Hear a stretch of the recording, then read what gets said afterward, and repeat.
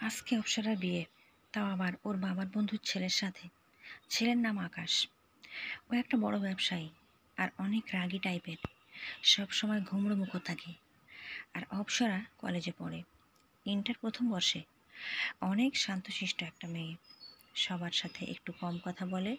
বিয়ের সময় হয়ে গেছে, বিয়ে সম্পূর্ণ হয়ে গেছে, এখন ওকে নিয়ে যাওয়া হচ্ছে। অনেক কান্না করছে বেচারি। ওর মা বাবা ভাইদের ছেড়ে থাকতে পারবে না। ওদের বাড়ি পৌঁছে গেছে। অপ্সরা একলা একা রুমে বসে আছে। একটু পরে আকাশ আসলো, কিন্তু একটাও কথা বলল না। রুমে এসেই সোফায় বসে পড়ল আর ল্যাপটপটা বের করলো আর কাজ করতে লাগলো। এমন মুখ করে বসে রয়েছে, অপ্সরা ভয় পেয়ে গেছে। একটু পর একজনকে কল করলো, তার সাথে কথা বলা শুরু করলো। ম্যানেজার, তোমাদের শুধু আরাম করার জন্য মাইনে দিই না, কাজ করার জন্যই। একটা কাজও ঠিক মতো করো না, ঠিক মতো কাজ না করলে বের করে দেওয়া হবে। তোমাদের জন্য আমার বিজনেসে লস হচ্ছে। 1 মাসের মধ্যে লাভ না হলে তোমাদের ছাড়া হবে না, আশা করি বুঝেছ। Yes sir. এই কথাগুলো শুনে অপ্সরা বসা অবস্থা থেকে শুয়ে পড়ল। এমন রাগী কোথাও দেখেনি আগে। ওরই কপালে জুটেছে এমন রাগী বর। এখন আকাশ অপ্সরাকে বলতে লাগলো, এই যে আপনার নাম? অপ্সরা, জি বলুন। ওর গলা শুকাচ্ছে। আপনার সমস্যা হলে বলতে পারেন, লাইটের আলোতে কোনো সমস্যা হচ্ছে না। মিথ্যা বলবেন না, মিথ্যাবাদীকে আমি পছন্দ করি না। সমস্যা হচ্ছে ঘুমোতে পারছি না, এই কথাটা বলতে পারতেন। এই কথাটা বললে কি কোনো ক্ষতি হতো? আমি লাইট অফ করে দিচ্ছি। জি। এত রাগী, যেভাবে ওর সাথে কথা বলছিল, ওর হার্ট অ্যাটাক হয়ে এসে আসছিল। বোধ হয় আজকেই মারা যেত। তবে একটু ভালো আছে, ওর কষ্টটা বুঝতে তো পেরেছে। অপ্সরার খুব সকালে ঘুম ভাঙল। সকালে ঘুম থেকে উঠে দেখে আকাশ ওর পাশে শুয়ে রয়েছে। আকাশ শুয়ে থাকলে আকাশকে মোটেও রাগী মনে হয় না। অপ্সরা আকাশের দিকে এক দৃষ্টিতে তাকিয়ে রয়েছে। ও ফ্রেশ হতে চলে গেল।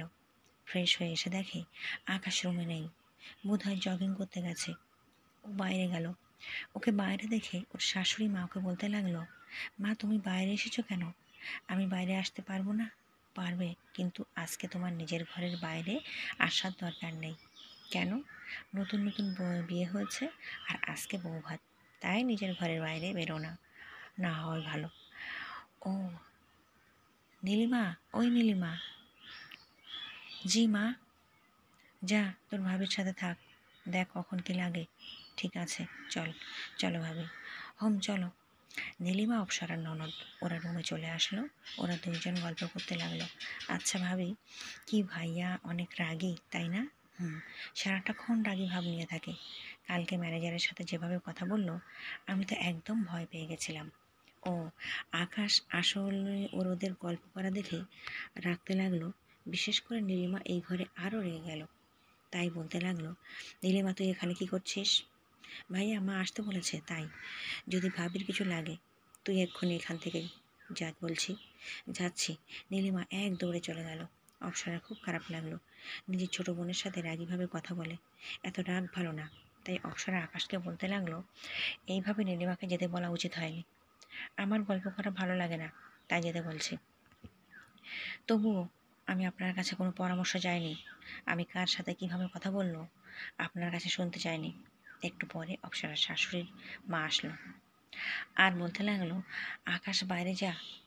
কেন? বৌমাকে সাজাতে এসেছে। কেন? আজকে বউ ভাত।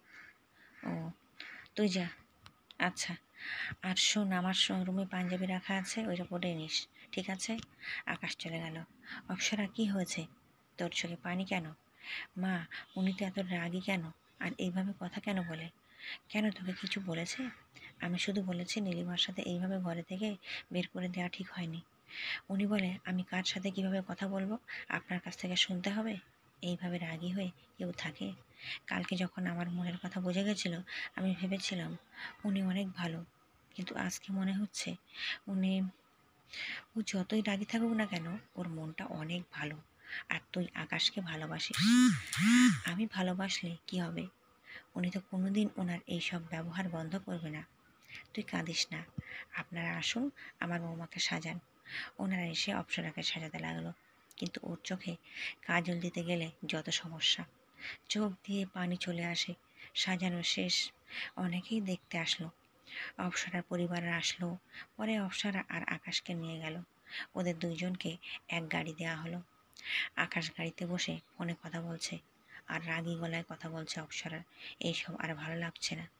ও মন খারাপ করে বসে রয়েছে, ওর কিছুই ভালো লাগছে না। ওরা অপ্সরার বাড়িতে চলে আসলো। ওরা ভিতরে গেল। আকাশ আর অপ্সরা ঘরে বসে রয়েছে। আকাশ তো ওর কাজ নিয়েই পড়ে রয়েছে। অপ্সরার এইগুলো আর ভালো লাগছে না। চোখ দিয়ে আপনা আপনি পানি চলে আসছে। ও বাইরে চলে আসলো। ওর মা ওকে বলতে লাগলো, তুই বাইরে কেন? যা ভিতরে যা। কেন? যা দেখ জামাইয়ের কোনো কিছু লাগে কি না। যাচ্ছি। ও আবার ঘরে চলে আসলো। আকাশকে কোনো কিছু জিজ্ঞাসা করতে গেলে ভয় করছে ওর। যদি উল্টাপাল্টা কিছু বলে, তাও সাহস করে জিজ্ঞেস করলো, আপনার কি কিছু লাগবে? আমি কি তোমার কাছে কিছু চাইছি? আপনি এইভাবে কেন কথা বলছেন? আমি যেইভাবে কথা বলি তোমার কাছে তো শিখবো না। অপ্সরা কান্না করতে করতে বাইরে চলে গেল। ওর মার সাথে ধাক্কা খেলো। ওর মা ওকে কান্না করতে দেখে বলতে লাগলো, কিরে তুই কাঁদছিস কেন?